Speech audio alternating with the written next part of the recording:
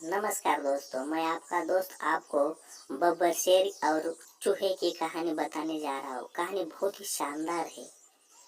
बब्बर शेर और चूहा। एक घने जंगल में एक शक्तिशाली बब्बर शेर रहता था, जिसे अपनी बलशाली धाड़ और अपार शक्ति पर अत्यधिक घमंड था। वह सोचता था कि जंगल के सभी जानवर उससे डरते हैं और उसकी ताकत के आगे सब नतमस्तक होते हैं। एक दिन जब वह शिकार की तलाश में था, अचानक वह एक शिकारी के बिछाए जाल में फंस गया। बब्बर शेर ने जाल से निकलने के लिए बहुत प्रयास किया, लेकिन वह असफल रहा। उसे लगा कि अब उसका अंत समीप है। तभी एक छोटा चूहा वहां से गुजर रहा था। चूहे ने बब्बर शेर की दुर्दशा देखकर उसे बचाने का फैसला किया। वह बब्बर शेर के पास गया और जाल काटने लगा। बब्बर शेर ने सोचा कि इतना छोटा जीव कैसे उसे बचा पाएगा, लेकिन चूहे ने अपने छोटे छोटे दांतों से जाल को काट लिया और बब्बर शेर को आजाद कर दिया।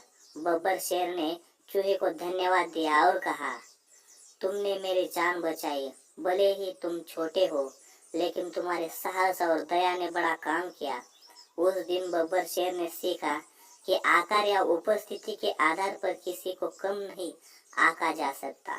छोटे होने के बावजूद चूहे ने उसे एक अनमोल सीख दी। बब्बर शेर ने उस चूहे से वादा किया कि वह हमेशा उसका ध्यान रखेगा और कभी भी उसे या अन्य छोटे जानवरों को हल्के में नहीं लेगा। इस घटना ने बब्बर शेर को यह सिखाया कि सच्ची ताकत किसी के शारीरिक आकार में नहीं, बल्कि उसके गुणों को और कर्मों में होती है। इस घटना के बाद जंगल के सभी जानवरों ने देखा कैसे एक छोटा चूहा एक शक्तिशाली बब्बर शेर की मदद कर सकता है। इससे उनमें आपसी समझ और सहयोग की भावना मजबूत हुई। नैतिक शिक्षा। कभी भी किसी को उसके आकार या उपस्थिति के आधार पर कम नहीं आंकना चाहिए।